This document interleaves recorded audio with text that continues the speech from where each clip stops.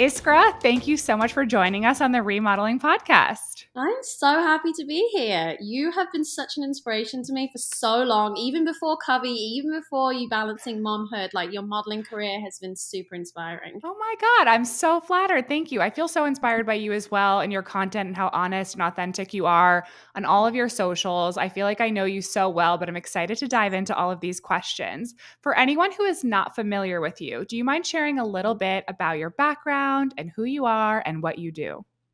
Yes. So, as you might be able to tell, I am from England and I grew up, kind of in the middle of nowhere. For Americans, I like to say it's like the Ohio of England. It's kind of like in the middle. And so I kind of grew up having these big, ambitious dreams and knowing that I probably wouldn't be able to do them unless I left home. And I saw modeling as that opportunity to travel the world and meet new people and be creative. And, I was always that kid that was dressing up and wearing my mom's clothes and shoes and makeup. And when I was 12, I entered L Girl Search for Supermodel. And then I was scouted by Sarah Ducasse from Storm and I was on Models to Watch. And it just became apparent pretty quick that my body shape, and at the time, my dad is literally one of 10. He has 7 sisters.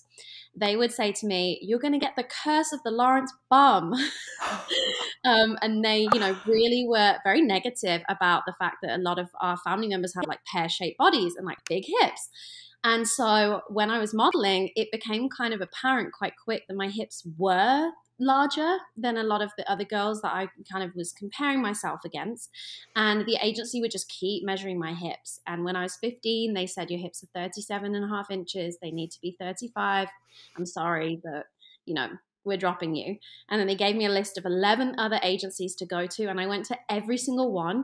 And I am proud of myself for having this kind of delusional self-belief, because rejection is tough. And I got rejected from every single one of those agencies.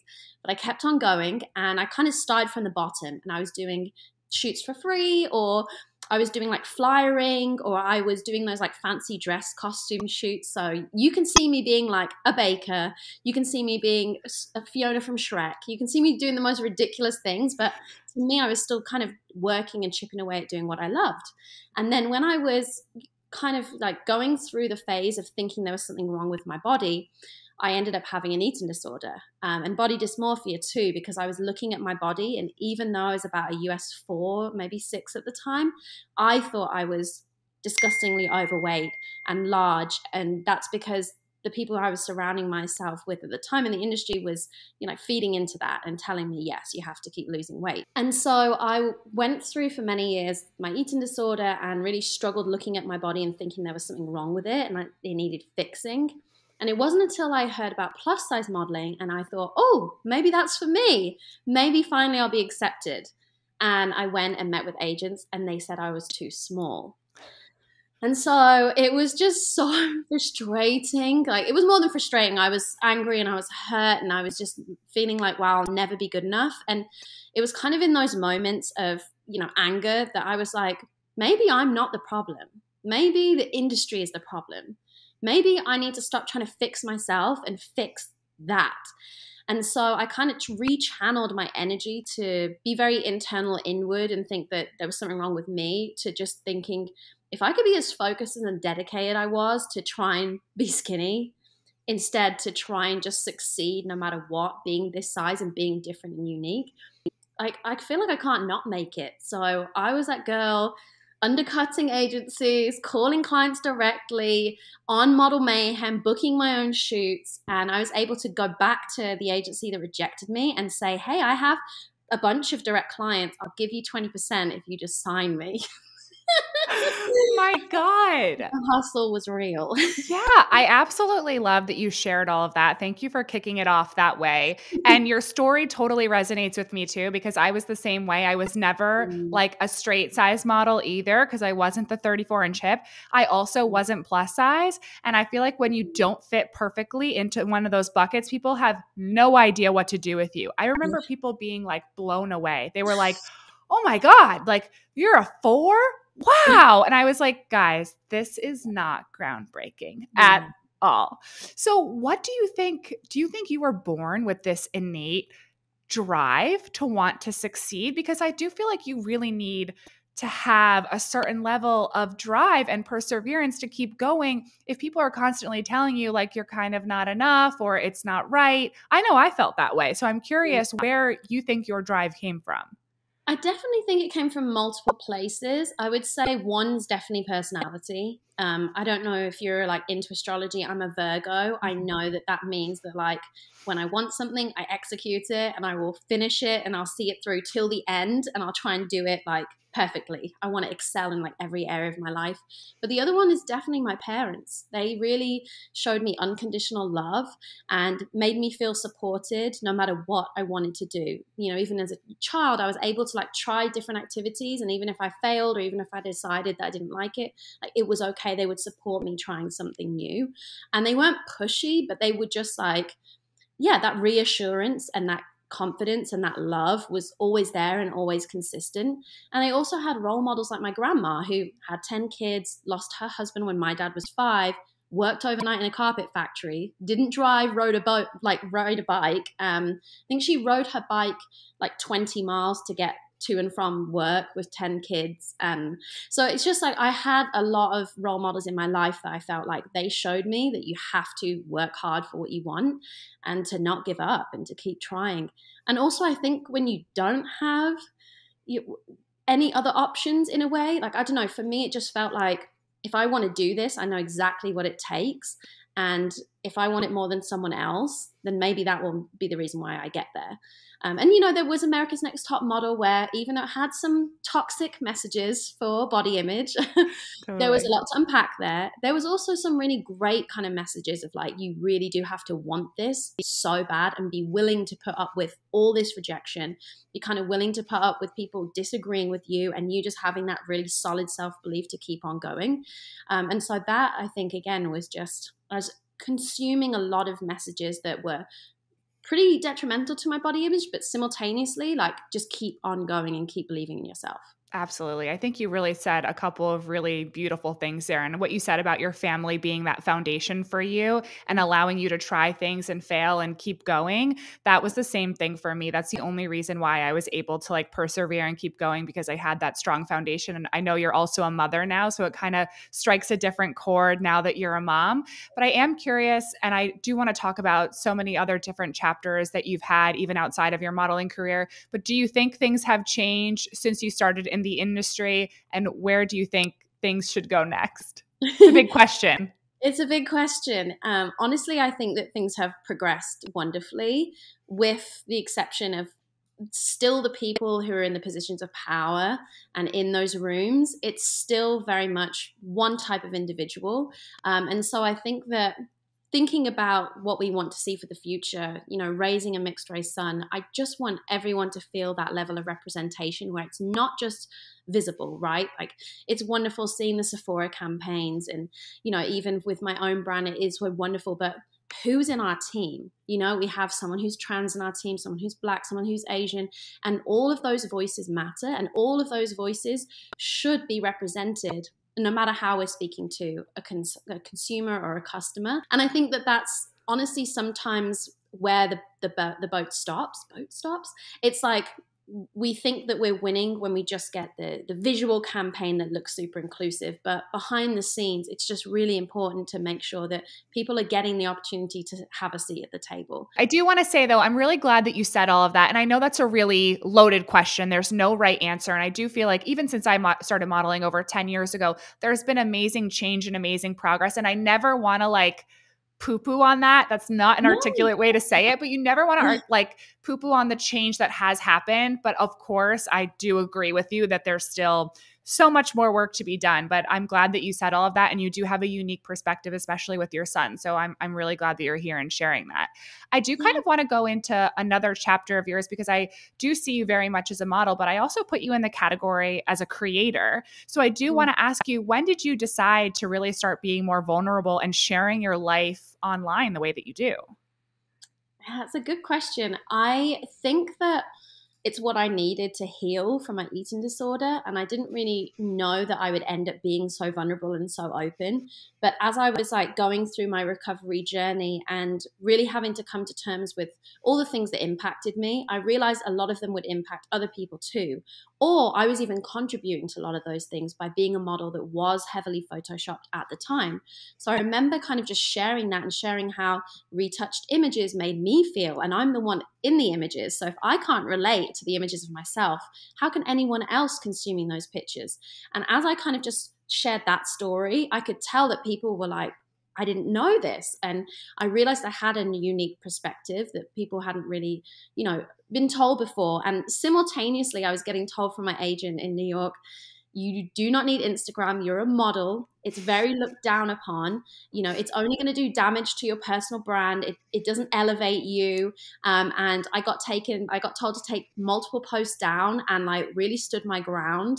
One in particular where was getting trolled a lot. People hadn't seen a model really of my size kind of getting these big campaigns or billboards in Times Square, and people were like, you're the reason the healthcare system is effed up. You're being such a bad demonstration for women everywhere letting themselves go and thinking that like being fat is okay. And little did they know that I was at the healthiest I've ever been, mentally and physically, because I was nourishing my body, I was moving my body, I was rewarding it with movement, not punishing it with movement.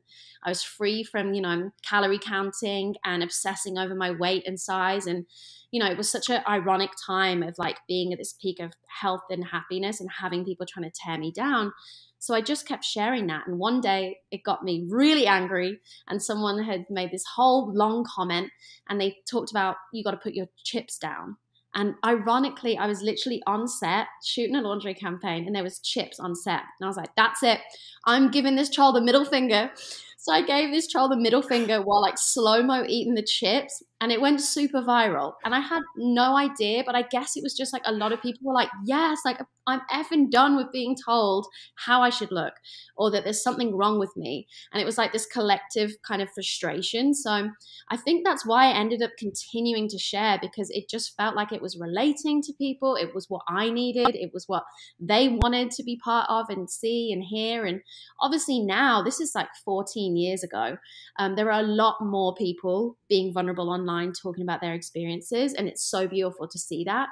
But I think at the time, there wasn't many models who were, able to speak out and speak up. And I think I was in a unique position because I wasn't booking the traditional jobs or even trying to, right? I knew I was never going to get a Vogue cover, but the brands I was working with liked the fact that I was vocal, liked the fact I stood for something like body acceptance. And so I was in a unique position to be able to do that without, well, I did jeopardize my career in some ways, but not so much that I couldn't do exactly what I was meant to do with exactly which brands I was meant to do. Absolutely. I love that you share that. And I also, shared my journey with my body and how I felt about it. Mm-hmm. And then sometimes, and I'm curious how you feel about this, when I did share my journey with my body and how I felt about it, then I felt an immense amount of pressure to kind of almost be the face of body positivity in a way, and in a way smaller scale than you are, because you're even more vocal in an amazing way. Do you ever feel a pressure to like continue talking about that, even though you've kind of come to peace with your body? Because I remember feeling that way myself. Like people would be like, how did you get over this? How did you do this? And I'd be like, oh, I almost feel like I left that chapter. Mm-hmm.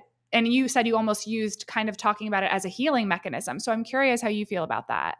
I 100% agree. And I've spoken to quite a few people in the space that feel the same way and feel that the algorithm and social media and your audience and community want you to stay talking about why they fell in love with you and why they related to you and why they connected.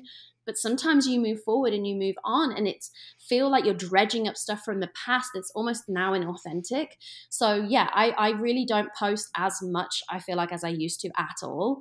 And I just listen to myself. Obviously, there are days where you still don't feel your best, but also there are times, especially during postpartum, where I was broken and hurting and isolated and lonely and looking at my body and feeling not safe in it anymore and not feeling comfortable.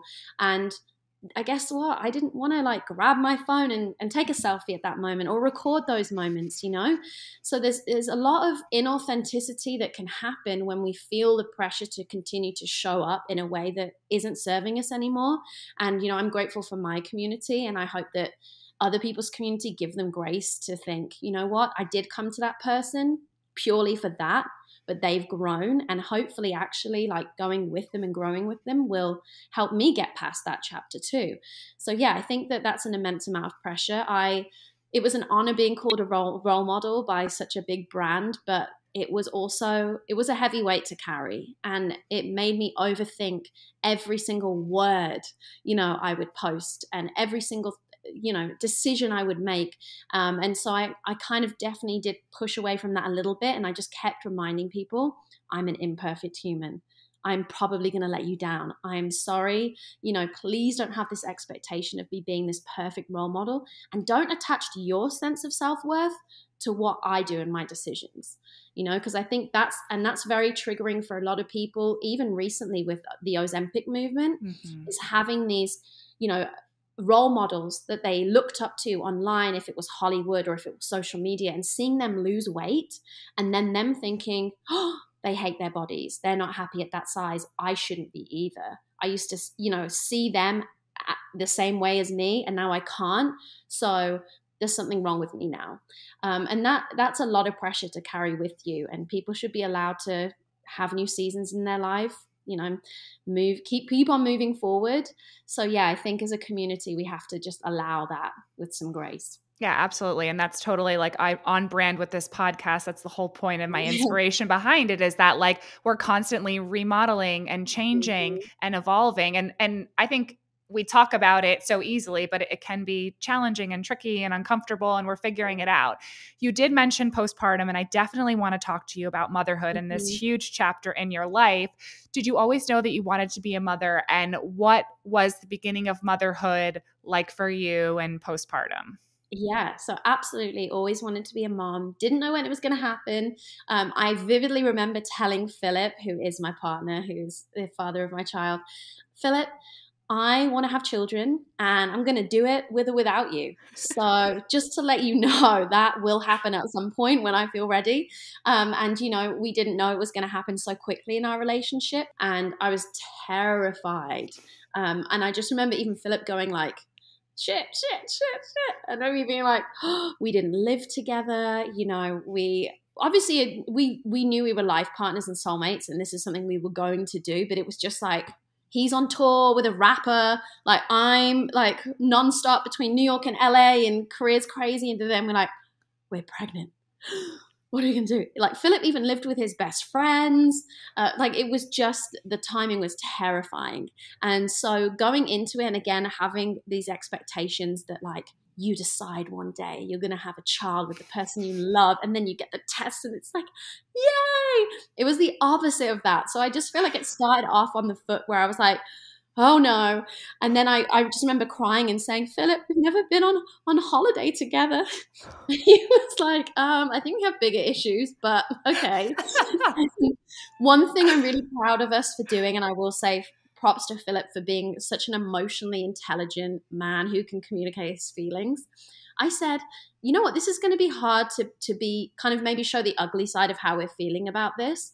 Why don't we write each other a letter and just write down all of our fears, everything that we're worried about, or what we want and what we hope from this. And so we wrote each other these letters that were very vulnerable. But I think it really helped us to go into being parents, not holding back anything, even if it felt ugly, even if we felt embarrassed to say it. And I think that's key, because when postpartum happened, I was giving myself these negative affirmations, and I was feeling frustrated. I was feeling frustrated because I felt like I was getting so frustrated with this baby who was just trying to know how to survive outside of my body. It's wild how lack of sleep and consistent crying. And then for me, again, Virgo perfectionist, my mom breastfed me for like 3-4 years. I found breastfeeding really challenging. It was the middle of the pandemic. My parents didn't see my son actually for 1.5 years. I didn't have any of the baby mommy and me classes. I didn't have the lactation consultant there. I didn't have anyone, I felt like. So I was just getting extra frustrated that I couldn't figure it out. I was like, why can't he sleep? I'm failing as a mom, he's not sleeping. I'm failing as a mom, I can't breastfeed. I'm failing as a mom because I just look a mess and I'm not being kind to my partner. And so we really were like having conversations, and a lot of them would end up in laughter because it was just so ridiculous, the things that we would just come out with that we were kind of feeling crazy about. But yeah, he definitely supported me, and I don't know what I would have done without him. And I had, girlfriends that I could reach out to, and I built that mom tribe, which again, such a safety net. Having those moms that you can really talk to anything about, that's really, really important. But yeah, just telling people like, I'm not okay and I need some help. I know. That completely resonates with me too. I mean, I just feel like postpartum emotions are at a Oh, peak, peak, peak. yeah. Like I just saw red every single day, even though you're in such a like gentle, vulnerable time in your life, but there's also like this ogre inside of you that's like, I'm so mad and upset about so many That things. like is before, your days are kind of going like that, but you would you could wake up and literally be an ogre, and then you're like Snow White princess, so happy, floating through the clouds, got your little baby, life is so beautiful, I'm so grateful. And I'm sure Philip was looking at me like, whoa, okay, I don't know what I'm gonna get every hour of the day. Totally. I feel the exact same way. I'm still in it. I'm only 6 months out from my second, and my husband every day is like, I don't know which version of you I'm going to get today. And I'm like, well, either way, you're going to have to deal with it.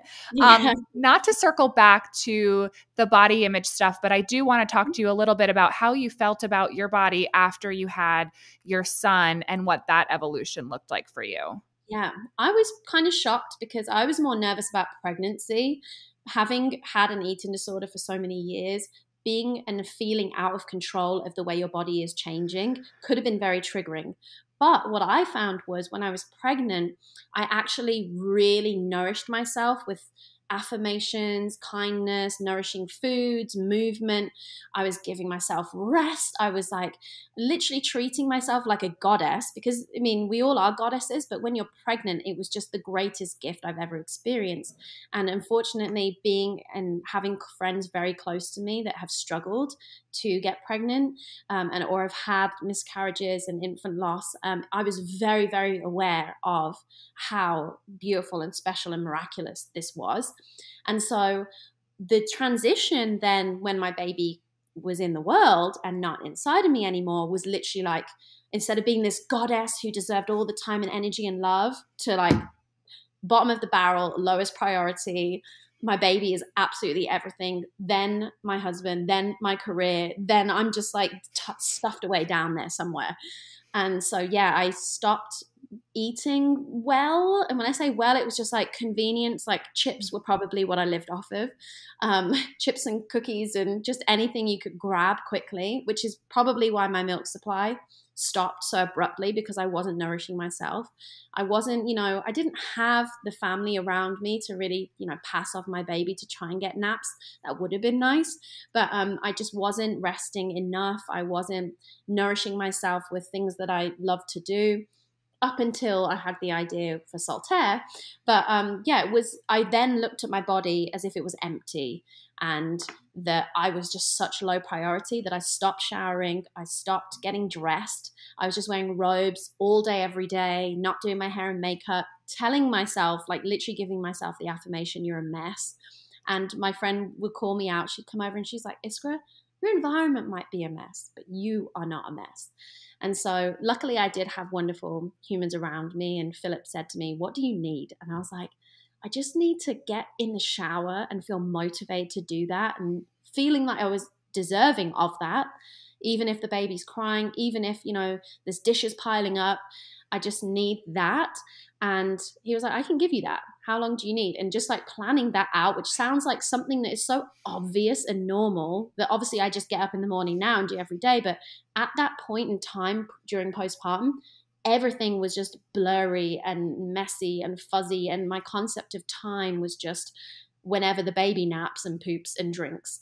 Like I couldn't figure my own like life out, Totally. I mean, that totally resonates with me as well, because I think when you're postpartum too, everything feels so overwhelming. The idea of even trying to plan your shower, you're like, I have to Right. communicate with my husband that when I put this baby down, then I want to go take a shower and he has to watch the monitor, and then maybe I'll go for a walk. Like that felt, I remember to me being like, it's too overwhelming. I'd rather just not. Like, Yeah. let me just be like in misery and peace. But I really like the way you described treating yourself while you were pregnant, though, as this goddess and nourishing, and the affirmations. Like, I don't know how. I wish I could have done that first of all while I was pregnant, but definitely while we're postpartum and we're even more vulnerable and going through this massive change. But thank you for sharing all of that. And I think you really shared some real tangible tips that anyone who's pregnant or postpartum could do. I do kind of want to talk about your business, Saltair. When did that start? Like, after you had your baby, when did you go, okay, now I'm ready to start another new chapter? And did you feel ready for it? How did it come about? Yeah, so I think I've always known that I wanted to be a brand owner. I think working with brands and being on the other side, promoting someone else's brand for so long, you just always know that you're going to hit a ceiling. And for me, you know, I worked with a brand for 7 years, and I was in their marketing meetings, their fit meetings. I was even in their end of year sales meetings, and I saw every aspect of that company and I loved it. But I also knew that as much as my voice was heard in some respects, I never had the final say. You know, I kind of was let into the room, but I didn't have a seat at the table with the actual decisions. And I knew there were certain things that I still didn't fully agree with. So I knew one day I was like, I would love to own a brand so that I always know that everything that I've learned, everything that I've experienced in this fashion industry for 20 years, which I think really correlates in so many different types of industries too. And obviously Saltair is a beauty brand. We have body care and hair care and hygiene. And so there was just a lot that I learned and seen, and I knew I wanted to implement and have in my own brand.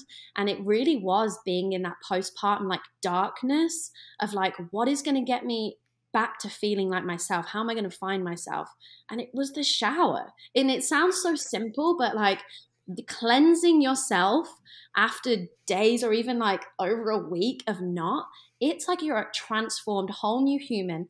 And I remember thinking back to the herbal essences campaigns that I used to watch during Desperate Housewives. It was like, and I was like, honestly, the shower is like that for me. Like, I'm literally gone to a tropical destination. I've left all my like, you know, priorities have flown out the window, and it's just my time to make myself feel like the goddess that I am. And I was getting PR packages during COVID, and makeup was so innovative and skincare was so interesting, and there were sustainable elements, and it was body care. And it was either clinical and it was fragrance free and it was like a treatment product, or it was spa-like but super expensive and non-inclusive. And I was like, there's just sustainability. Where's the fun? Where's the bit? And I was just like, there's a white space here. That's really how it felt. And, you know, I'd worked on fragrance when I was with Aerie. I did 3 fragrances with them, which I loved. I love fragrance. I think that it's our first step in how we style ourselves, and we really kind of emphasize our personalities and how we want to feel for the day is fragrance. It tells such a powerful story, and it is how we impact others often as well. So I went to the place that I'd kind of create those fragrances with Aerie, spoke to them about this kind of goal of this brand, and it wasn't the right fit. And so I was speaking with my friend Juliana, who's in PR, and she was like, Iskra, I know exactly who you need to speak to. His name is Ben Bennett, and he has a beauty incubator. And it's called The Center. So I had this initial call with Ben, and I was very nervous. I think it's nerve-wracking sharing anything where, again, people have, I don't know how to explain it, not believed my goals with modeling. So I was like, oh gosh, I'm probably going to have to spend another 20 years convincing people that I can do this too. But straight away, he'd kind of researched me. He'd seen how hard I'd worked and the change that I'd kind of created in the modeling space. And he heard about my vision. And he'd also himself, because he had a makeup brand, a fragrance brand, a skincare brand, wanted to do a body care brand. And it was just this simultaneous moment of like, I think we're meant to do this together. And it was just that powerful moment of like, these are the products I literally need right now and I want to make for myself. And I know that there are so many other people who could benefit off of them too, especially if they're sustainable and price inclusive. And he felt the same way.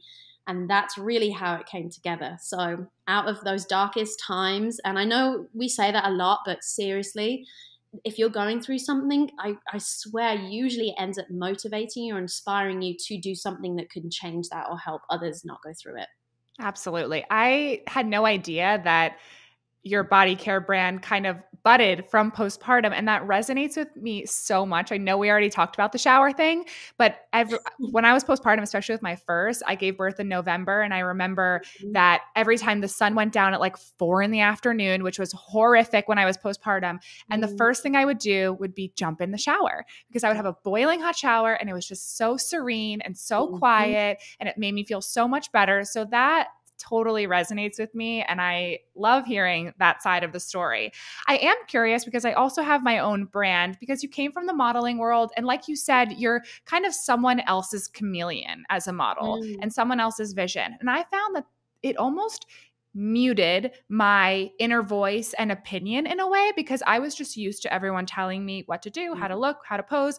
But then when I had my own business, I was like, oh, wait, they want to hear from me, like what I actually think. I don't know what I actually think.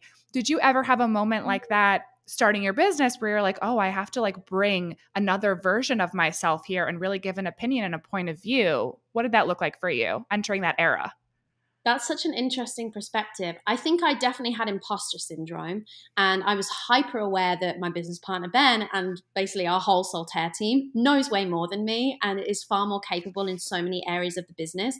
But like Ben always said that to me. He goes, don't worry, it should be like that. You specialize and are fantastic in what you do, but there are going to be people that we need to help us make this a success that are going to be better than you and going to know more than you. And you're here to listen and learn and, bring your unique perspective and be this founder and be this face of the brand and carry it and, really share it with the world. But I think I had less of what you were saying because social media was such a space where I did have to be vocal and speak up, and people, even if it wasn't the industry, my community really valued my perspective. But I do vividly remember multiple times trying to speak up on set or in the modeling fashion world and just being completely shut down. I remember I was shooting a catalog in Liverpool, and it's a really nice brand, but I remember we were planning out the shoot day and there was like a good chunk of waist downs. So, my face wasn't going to be in it. My hair and makeup wasn't going to be in it. And they were doing Bible shots and they were putting them all up on the board, and then they were figuring out what we were going to shoot first. And straight off the bat, I was like, we should just get those out of the way. Let's get the waist down out of the way. Then we can do hair and makeup. And the way everyone was like, did the model just try and give us advice on what to do? It was like, I was like, okay, I'll just disappear now. The stylist was so mad at me. She literally said, it is not your job. And I was like, okay. And obviously we didn't. And it didn't make sense because then they had to refresh the hair and makeup anyway, like after lunch, because they did it first and we should have done the way. So it was just like there had definitely been frustrations like that. So I think when it was like, oh my gosh, this is my brand. This is what I do. Being vocal, it felt like just a relief. Totally. It felt like it was up my time. That makes sense, that like, your career as a creator and being vocal as, a creator really helped guide you into a business owner. That makes a lot of sense and is really interesting. Not to kind of go back to the motherhood side of things, but I am curious how you balance, you start this brand, you just had a baby. What did that look like for you and how did you find the balance? Yeah, I don't think I have found the balance. That's everyone's answer. There are nights where I'm up till 4 a.m. and I'm not proud of it. And like Philip will come out, he wakes up super early and he's like come out to wake up for the day. And I'm sat there on my laptop and I'm like, okay, I have to figure this out. So I finally did actually get some help because I don't take a salary from Saltair. It's important for me to just really focus on what our end goal is of how we reinvest money into the company and grow it and build it. And so, yeah, I'm having to still do social media like a full-time job. And that's really where our bread and butter comes from. I'm also supporting Philip financially as he had hit a crazy transition with COVID, as well. Music industry stuff stopped. His artist went to jail. That's another story for another time. So we've just been going through a lot of turbulence. And so my balance is that I love anything to do with Saltair.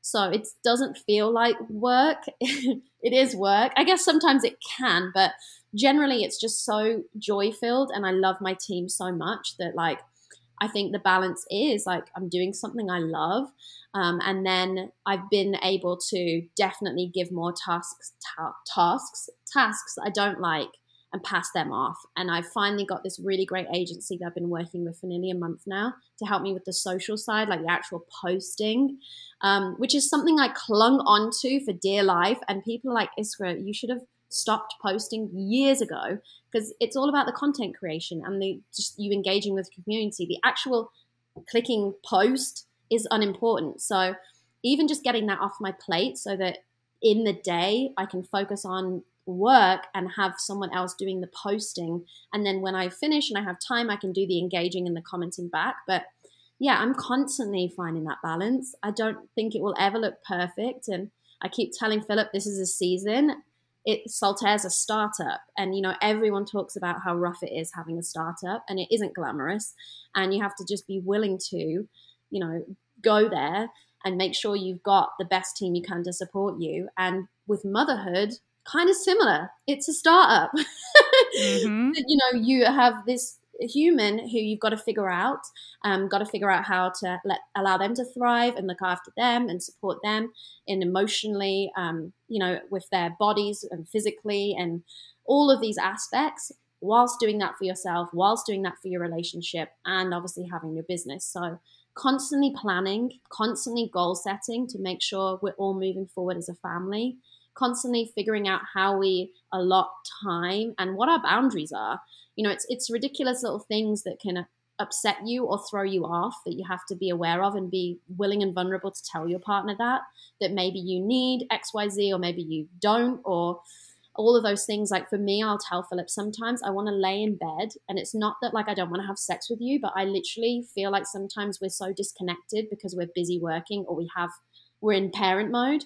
I just want to like cuddle. I literally want to cuddle as if we're like dating again, and just like maybe have a little kiss in bed. And so like just being vocal about what you need is really important in all the areas. Totally. I love that. I mean, even with my husband, people laugh. We have a weekly meeting every single Sunday. And everyone, I was at a dinner last night and they're like, oh my God, do you have like an agenda for this meeting? And I was like, of course we do. Because sometimes you have to like really be honest and clear about how you're feeling about certain things. What are your goals for certain areas, whether it be like family or travel, career, like really being open and transparent about that. It's really helpful.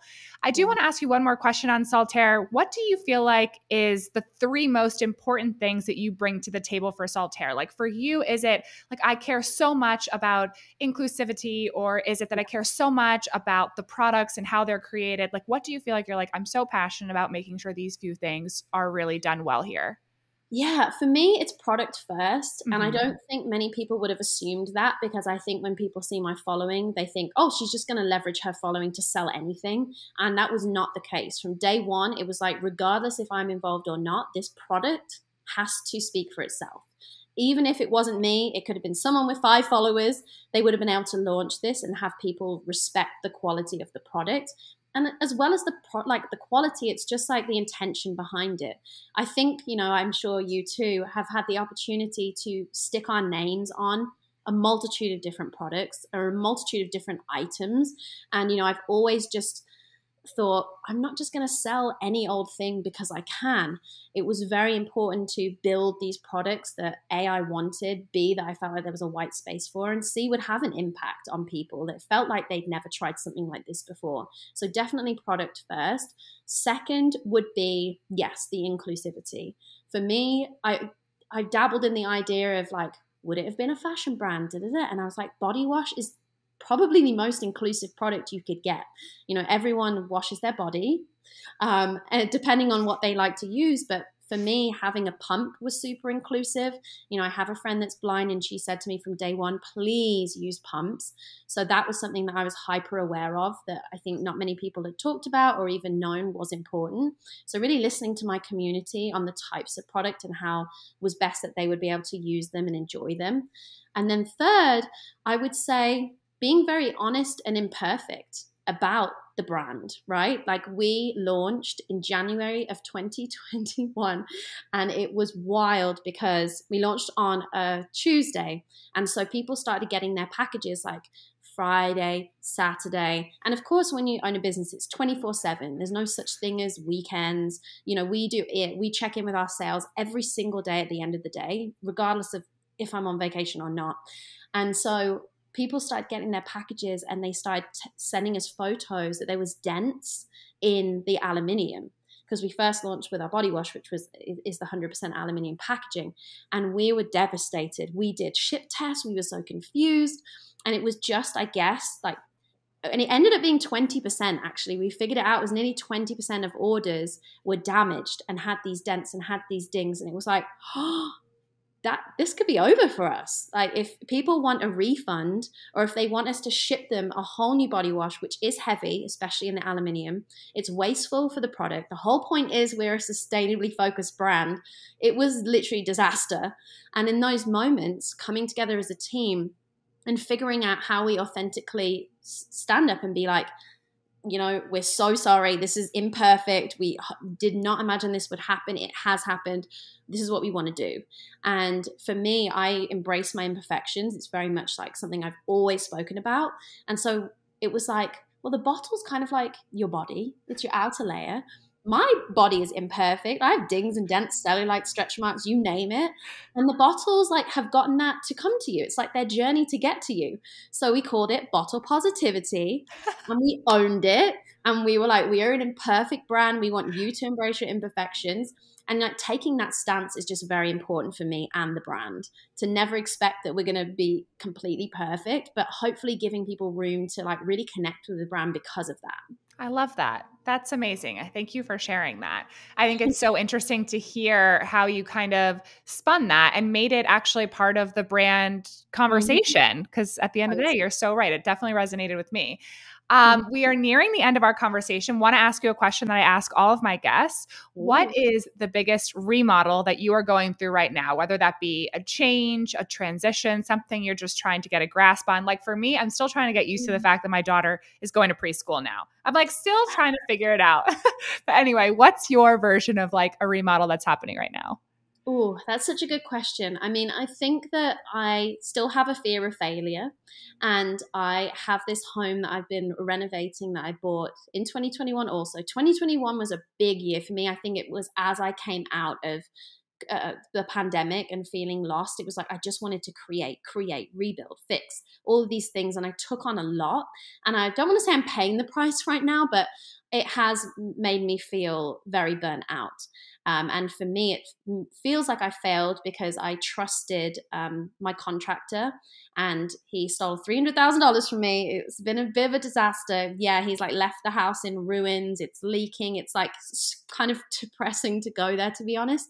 And so I'm going through this remodel of just like, I can still trust people. It's going to be okay, because it shows up in the weirdest ways. Like Philip was on a phone call and someone was pitching him something about his music art, and I immediately, my walls went up. I said, they want how much? Why? Who is this? So I feel like I'm having to go back to trusting people again. You know, luckily I obviously trust my business partner with Ben so much, but I am less trusting than I was. And I love that about myself. I love that I was someone who was super trusting, always gave people the benefit of the doubt. And now I feel like I'm going into everything imagining it's a scam. So I'm remodeling my sense of trust. And I'm also allowing myself to have these failures, speak about them publicly, and then not be embarrassed to like go back and share about it again. You're not just move on and think that's the end of that chapter. How embarrassing, let me move on. It's like, no, this is actually very normal. It happens to a lot of people. It doesn't mean that you're bad with money, or, you know, you're a bad person for letting this happen and you've let your family down. So I'm definitely going through a remodeling of mindset and trust and failure, all those things. I love that. Thank you for sharing that and being vulnerable about that, because like going through a shift in mindset and getting burned in a way and trying to find like the old version of you that was trusting and kind and soft, but also trying to be the smarter, newer version of you in a way too. It's not easy. Well, Iskra, this was a great conversation. I felt like you shared so much about yourself and your journey, and I really do appreciate it, but you're always so open and honest, and that's why you are here today. I do want you to share, where can everyone find you and find your brand? Yes, so you can find our brand Saltair on www.saltair.com and on socials just at Saltair. And then for me, I'm at Iskra, Iskra, and that's Instagram, TikTok, YouTube, all the things. Amazing. Thank you so much for being on. Thank you for having me.